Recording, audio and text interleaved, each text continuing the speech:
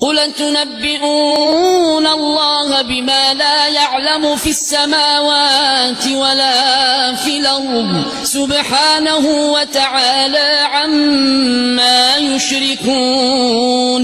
وما كان الناس إلا أمة واحدة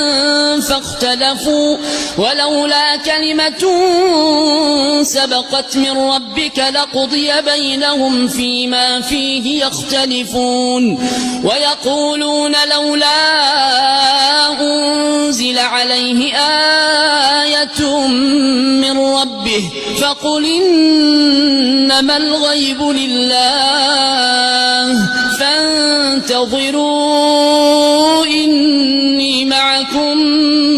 من المنتظرين وإذا أذقنا الناس رحمة من بعد ضراء مستهم إذا لهم مكر في آياتنا قل الله أسرع مكرا إن رسلنا يكتبون ما تمكرون هو الذي يسيركم في البر والبحر حتى إذا كنتم في الفلك وجرين بهم بريح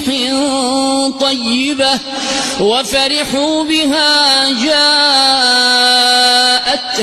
ريح عاصف وجاءهم الموج من كل مكان وظنوا أنهم